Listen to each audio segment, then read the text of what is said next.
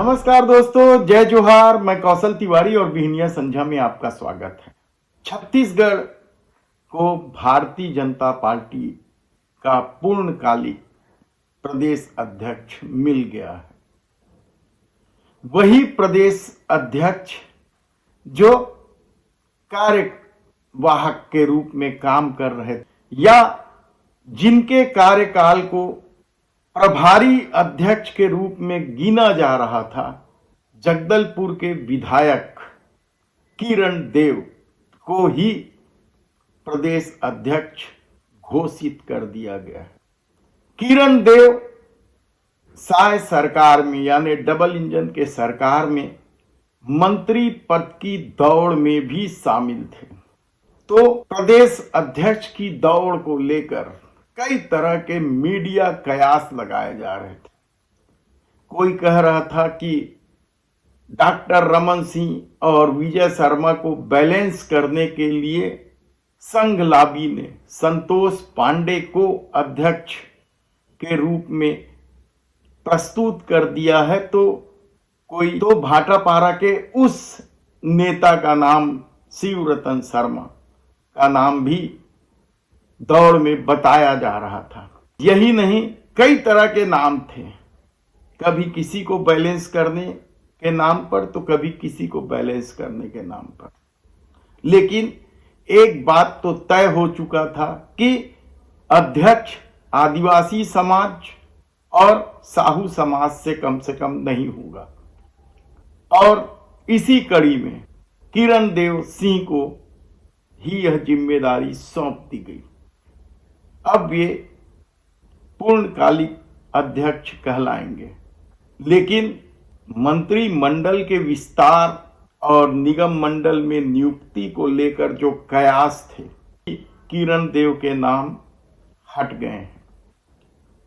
किरण देव को ही प्रदेश अध्यक्ष क्यों बनाया गया, या किरण देव का नाम मंत्री पद से क्यों हट गया, ये एक बड़ा सवाल है। और भारतीय जनता पार्टी के अंदरूनी सूत्र बता रहे हैं कि इसमें सबसे बड़ा रोड़ा कौन था। क्या किरण देव को दो नाव की सवारी भारी पड़ी है? यह पहला सवाल है। कहा जा रहा था कि मंत्री बनने के लिए वे केवल मुख्यमंत्री विष्णुदेव साय को साधने की कोशिश कर रहे थे, बल्कि डॉक्टर रमन सिंह को भी साध रहे थे। ऐसे में बस्तर में जब केदार कश्यप जैसा दबंग विधायक मंत्री है, तो फिर किरण देव को मंत्री कैसे बनाया जा सकता था? तो क्या बस्तर की राजनीति को अपने मुट्ठी में रखने के लिए केदार कश्यप ने कोई खेल खेला, या फिर डॉक्टर रमन सिंह ने ही किरण देव का साथ नहीं दिया?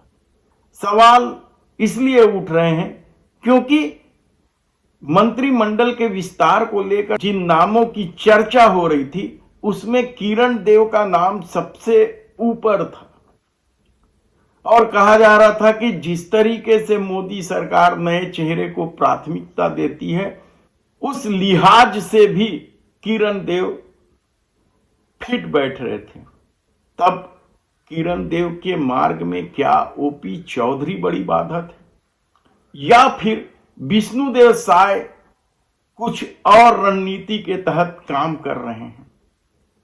क्योंकि यदि ओपी चौधरी को बैलेंस करने के लिए अमर अग्रवाल का नाम सामने लाया जा रहा है मंत्री बनाने के लिए, तो पिछड़ा वर्ग को साधने के लिए क्या दुर्ग के विधायक गजेंद्र यादव को मंत्री बनाया जा रहा है? ऐसे में डॉक्टर रमन सिंह ने जो दांव खेला है, राजेश मूणत को भी मंत्री बनाया जाएगा। और यह तभी होगा जब इस बार मंत्रिमंडल में 14 लोग होंगे, 14 लोग, क्योंकि अब तक 13 की ही संख्या रही है। लेकिन हरियाणा को लेकर जो बात सामने आई है, उसमें कहा जा रहा है कि अब इस बार 3 मंत्री बनाए जाएंगे।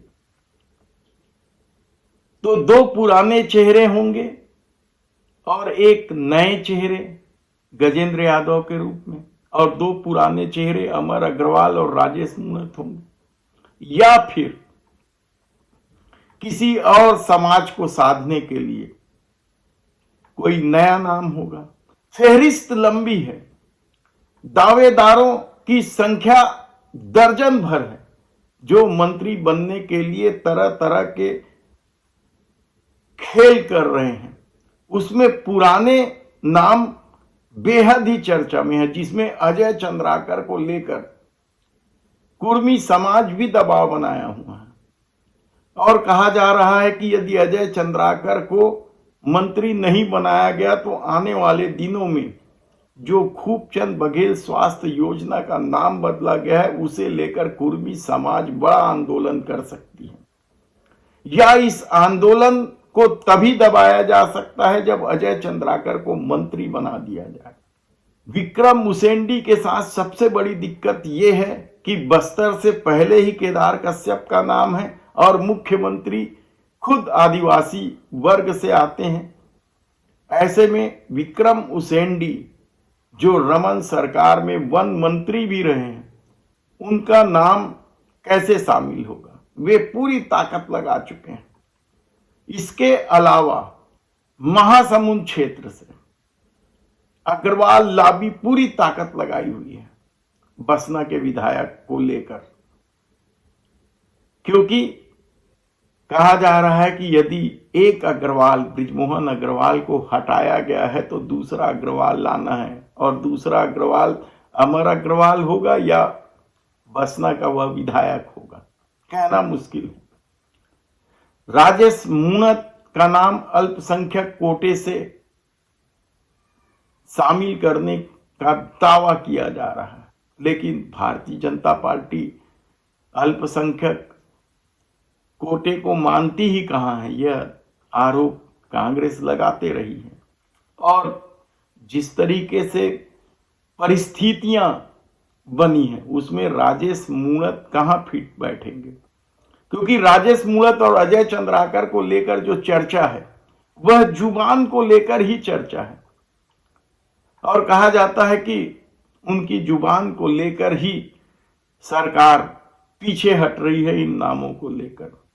तब ऐसी परिस्थिति में किरण देव का नाम शामिल था, जिसे वापस प्रदेश अध्यक्ष की जिम्मेदारी दे दी गई है। तो उनके राह में क्या सबसे बड़ा रोड़ा ओपी चौधरी थे, या डॉक्टर रमन सिंह ने साथ नहीं दिया, या विष्णुदेव साय कोई और ही राजनीति खेलना चाहते हैं? देखना होगा आने वाले दिनों में क्या कुछ होगा जब मंत्रिमंडल का विस्तार होगा।